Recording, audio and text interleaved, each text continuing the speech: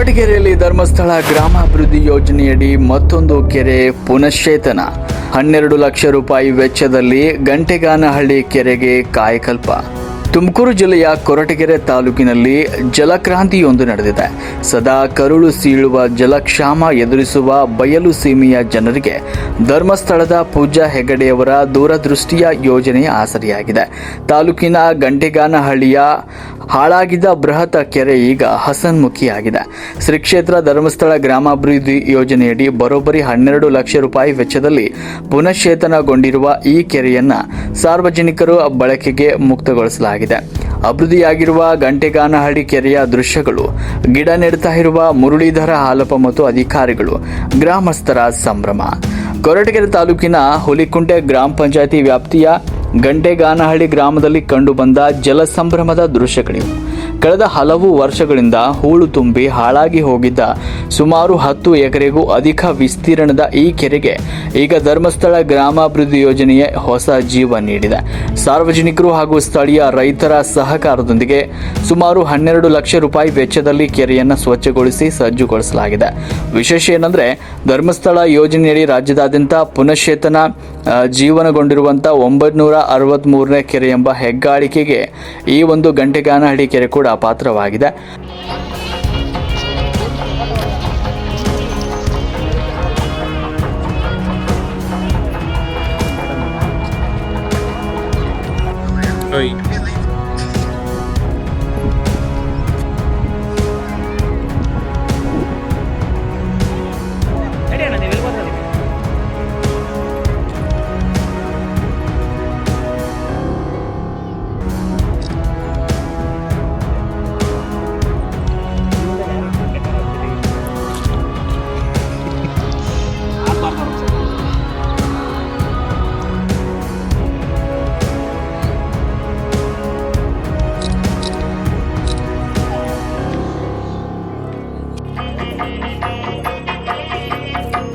ಮನೆ ಪಕ್ಕಕ್ಕೆ ಜೀವನ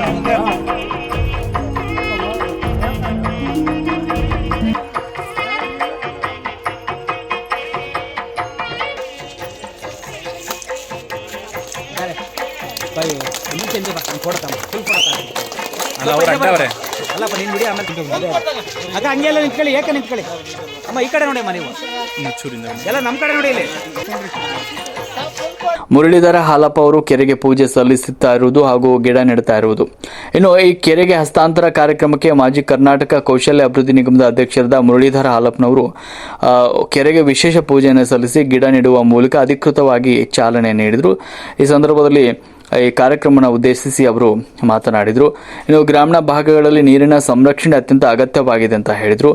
ಇನ್ನು ಯೋಜನಾ ಅಧಿಕಾರಿ ಅನಿತಾ ಅವರು ಕೂಡ ಈ ಸಂದರ್ಭದಲ್ಲಿ ಮಾತನಾಡಿದರು. ಹಾಗೂ ಪೂಜ್ಯ ಡಿ ವೀರೇಂದ್ರ ಹೆಗಡೆ ಹಾಗೂ ಮಾತುಶ್ರೀ ಹೇಮಾವತಿ ಅಮ್ಮನವರ ಆಶೀರ್ವಾದದಿಂದ ರಾಜ್ಯಾದ್ಯಂತ ಕೆರೆ ಅಭಿವೃದ್ಧಿ, ಮಹಿಳಾ ಸಬಲೀಕರಣ, ವೃದ್ಧಾಪ್ಯ ವೇತನ, ಅಂಗವಿಕಲರಿಗೆ ನೆರವು, ಶುದ್ಧ ಕುಡಿಯುವ ನೀರಿನ ಘಟಕ, ವಾತ್ಸಲ್ಯ ಯೋಜನೆಯಡಿ ಮನೆ ನಿರ್ಮಾಣ ಸೇರಿದಂತೆ ಅನೇಕ ಸಮಾಜಮುಖಿ ಕಾರ್ಯಕ್ರಮಗಳನ್ನು ಯಶಸ್ವಿಯಾಗಿ ಜಾರಿಗೊಳಿಸಲಾಗ್ತಾ ಇದೆ.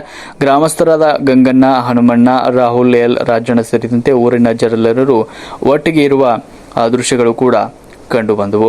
ಈ ಜಲ ಹಸ್ತಾಂತರದ ಶುಭ ಸಂದರ್ಭದಲ್ಲಿ ಗ್ರಾಮದ ಪ್ರಮುಖರಾದ ಗಂಗಣ್ಣ, ಹನುಮಣ್ಣ, ರಾಹುಲ್, ಎಲ್ ರಾಜಣ್ಣ, ಮಮತಾ, ಜಗದೀಶ್, ಪವಿತ್ರ, ವೆಂಕಟಚಲಪತಿ, ರಾಜೇಶ್ವರಿ, ಮಹೇಂದ್ರ, ಮನು, ಶ್ರೀನಿವಾಸ್, ಕಿರಣ್, ಅನ್ಸೂಯಮ್ಮ, ಸುಶೀಲಮ್ಮ ಸೇರಿದಂತೆ ನೂರಾರು ಗ್ರಾಮಸ್ಥರು ಹಾಗೂ ಸಂಸ್ಥೆಯ ಸಿಬ್ಬಂದಿಗಳು ಭಾಗವಹಿಸಿ ಸಂಭ್ರಮ ಪಟ್ಟರು. ವರ್ಷಗಳಿಂದ ಒಣಗಿದ್ದ ಕೆರೆಗೆ ಕಾಯಕಲ್ಪ ಸಿಕ್ಕಿದ್ದಕ್ಕೆ ಇಡೀ ಗ್ರಾಮವೇ ಧರ್ಮಸ್ಥಳ ಸಂಸ್ಥೆಗೆ ಕೃತಜ್ಞತೆಯನ್ನು ಸಲ್ಲಿಸಿದೆ. ವರದಿ ಕೆಎಸ್ ಲಕ್ಷ್ಮೀಕಾಂತ್, ರಾಷ್ಟ್ರಕ್ರಾಂತಿ ನ್ಯೂಸ್, ಕೊರಟಗೆರೆ.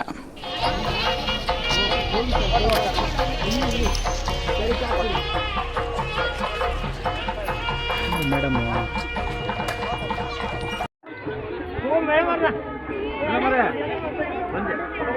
ಬನ್ನಿ ಮೇಡಮ್ ಅವರೇ.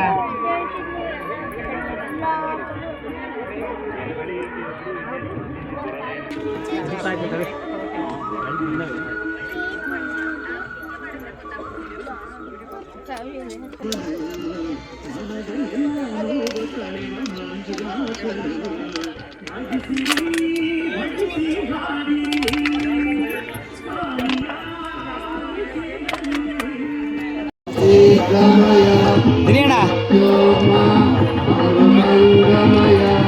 ಓಂ ಶಾಂತಿ ಶಾಂತಿ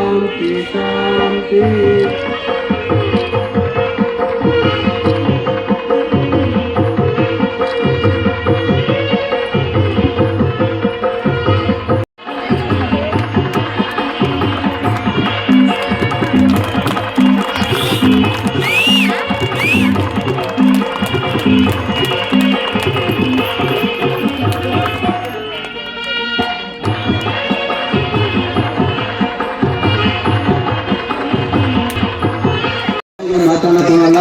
ಇವತ್ತು ನಿಮ್ಮೂರಿಗೆ ಏನೋ ಪುಣ್ಯ ಇರ್ಬೋದು, ಇವತ್ತು ಗಂಟೆನಲ್ಲಿ ಇರ್ಬೋದು, ಬಿದ್ದೋಟು ಇರ್ಬೋದು, ಸೊನ್ನೆನಲ್ಲಿ ಇರ್ಬೋದು, ಒಳನಲ್ಲಿ ತಗೊಂಡು ಜಲ ನೀರಿನ ಒಂದು ಅಭಾವ ಬೋರ್ಗಳಲ್ಲಿ ಬರ್ತದೆ ಅಂದರೆ ಇವತ್ತು ಗಂಟೆನಲ್ಲಿ ಧರ್ಮಸ್ಥಳದ ಮಂಜುನಾಥನೇ ಸಾಕ್ಷಿ ಅಂತ ನಾನು ಹೇಳಕ್ಕೆ ಬಯಸ್ತಾ ಇದ್ದೇನೆ.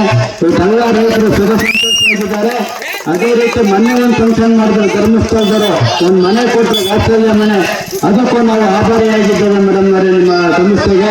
ಇವತ್ತು ಅನೇಕ ಕಾರ್ಯಕ್ರಮಗಳನ್ನು ಹಮ್ಮಿಕೊಂಡು ಇಡೀ ಇವತ್ತು ಮೇಡಮ್ ಹಾಲು ಉತ್ಪಾದಕರ ಸಹಕಾರ ಸಂಘ ಇರ್ಬೋದು, ಅನೇಕ ದೇವಸ್ಥಾನಗಳು ಇರ್ಬೋದು, ಮಹಿಳೆಯರಿಗೆ ಸಾಲ ಸೌಲಭ್ಯಗಳಿರ್ಬೋದು, ಒಂದು ಸರ್ಕಾರ ಏನ್ ಮಾಡ್ತದೋ ಅದನ್ನ ಚೆನ್ನಾಗಿ ಮಾಡ್ತಿರೋದು ಅಂದ್ರೆ ಧರ್ಮಸ್ಥಳದ ಸಂಸ್ಥೆ ಯಾವುದೇ ಲಂಚ ಇಲ್ಲದೆ ಕೆಲಸ ಮಾಡ್ತಾ ಇದೆ ಅಂದ್ರೆ ನಾವು ತಾಲೂಕು ಕೊಟ್ಟಿದ್ರೆ ಯಾವುದೇ ಫೈಲ್ ಹೋಗೋದಿಲ್ಲ.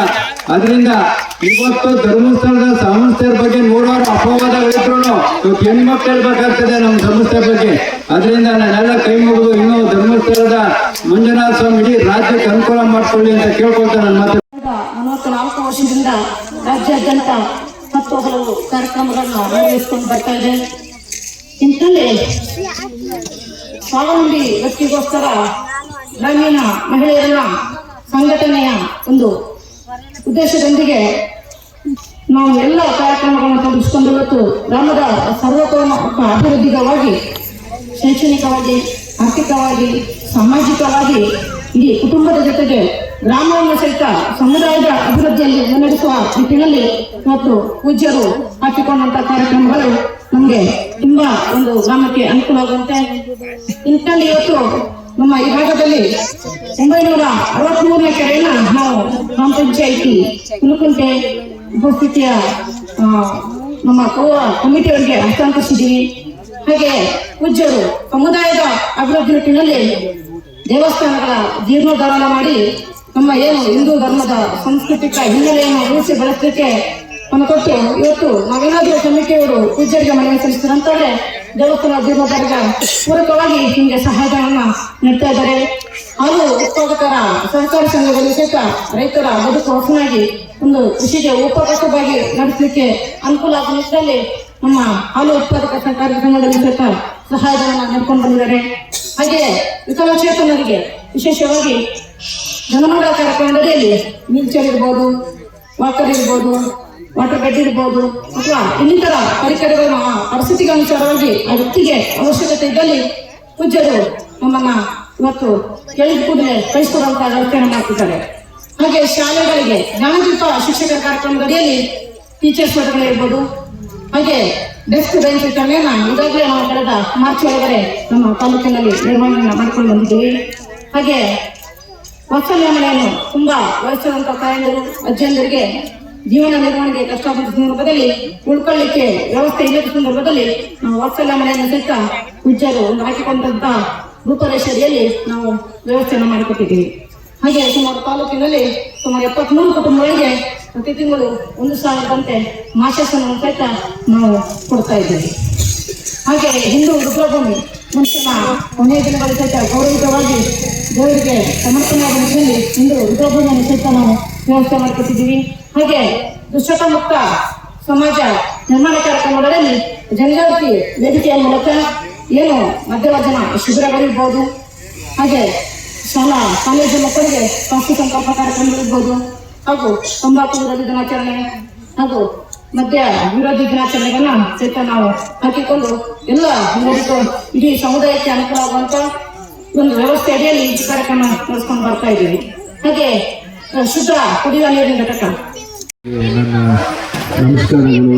ವೇದಿಕೆ ಮೇಲೆ ಉಪಸ್ಥಿತಕ್ಕಂಥ ಎಲ್ಲ ಗಣ್ಯರಿಗೆ ಹಸ್ತಾಂತರ ಕಾರ್ಯಕ್ರಮಕ್ಕೆ ಬಂದಾಗ ಗಿಡ ಗಂಟೆಗಳು ಜಾಲಿ ಎಲ್ಲ ತುಂಬೋಗಿತ್ತು. ಮುಂಚೆ ಇದ್ದಿದ್ದು ಈಗಿಂದು ಕೆರೆ ಎಷ್ಟು ಅಚ್ಚುಕಟ್ಟಾಗಿ ಕೆಲಸಗಳು ಮಾಡಿದ್ದಾರೆ. ನಿಮಗೆ ಅನಂತ ಕೃತಜ್ಞತೆಗಳನ್ನು ಸಲ್ಲಿಸ್ತಾ ಇದು ಬರೀ ಗಂಟಗಾರಹಳ್ಳಿ ಗ್ರಾಮ ಒಂದೇ ಅಲ್ಲ, ಸುತ್ತಮುತ್ತ ಎಲ್ಲದನ್ನು ಹೊನ್ನೇನಹಳ್ಳಿಯಿಂದ ಹಿಡಿದು ಒಳವನಹಳ್ಳಿವರೆಗೂ ಅಂತರ್ಜಲ ಅಭಿವೃದ್ಧಿಗೆ ಒಳ್ಳೆ ಕೆಲಸ ಮಾಡ್ತಿದ್ದೀರಾ. ಇಷ್ಟು ಎಲ್ಲ ಕೆಲಸಗಳು ನೀವು ಮಾಡಬೇಕಾದ್ರೆ ನಿಮ್ದು ವರ್ಗಗಳನ್ನ ನೋಡಿದ್ವಿ. ಹೊಸಕೆರೆ ತಾಲೂಕಲ್ಲಿ ಒಂದು 400 ಜನ ಯುವಕರಿಗೆ ಸ್ಕಾಲರ್ಶಿಪ್ಗಳು ಕೊಡ್ತಾ ಇದ್ದೀವಿ. 500ರಿಂದ ಹಿಡಿದು 2,000 ರೂಪಾಯಿವರೆಗೂ ಸ್ಕಾಲರ್ಶಿಪ್ ಕೊಡ್ತಾ ಇದ್ದೀವಿ. ಹಾಗೆಯೇ ಮನೆಗಳು ಹಸ್ತಾಂತರ ಆಗಿದ್ದಾವೆ, ಕೆರೆಗಳು ಅಭಿವೃದ್ಧಿಯಾಗಿದ್ದಾವೆ, ದೇವಸ್ಥಾನಗಳು, ಸ್ಕೂಲ್ಗಳು.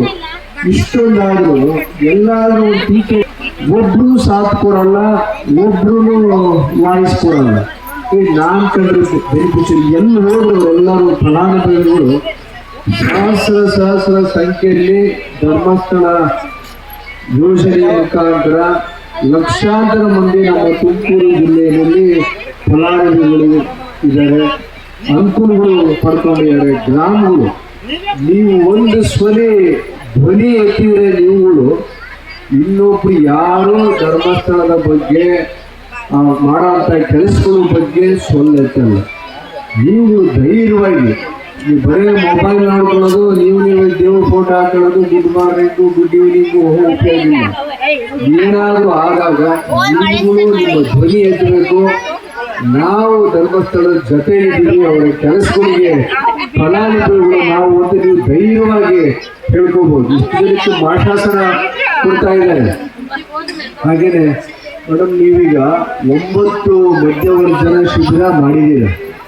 ಅರ್ಜೆಂಟ್ ಇನ್ನೂ ಮಧ್ಯವರ್ಜನ ಶಿಬಿರ ಆಗ್ಬೇಕಾಗ್ತದೆ. ಇಲ್ಲೇನೆ ಒಂದು 4-5 ಜನ ಅಡ್ಮಿಟ್ ಆಗುವಂತ ರೌರಿಲ್ಲಿ ಅವರು ಮೊದಲು ಕರ್ಕೊಂಡು ಸೇರಿಸಿದ್ರೆ ಈಗ ವೆಂಕಟಾಚಲವರು ಸ್ವಾಗತ ಮಾಡಬೇಕಾದ್ರೆ ನೋಡ್ತಾ ಇದ್ವಿ ಅವರು ಎಲ್ಲ ವಾಯ್ಸ್ಗಳನ್ನ. ನೀವು ಮೊದಲು ಇಲ್ಲೇ ಇಟ್ಕೊಂಡು ಮೊದಲು ನೀವು ಸೇರಿಸಿದ್ರೆ 8 ದಿವಸ ತಯಾರಾಗಿ ವಾಪಸ್ಸು ಊರಿಗೆ ಅವರೇ ಮಾದರಿಯಾಗಿ ಬರ್ತಾರೆ ಅಂತ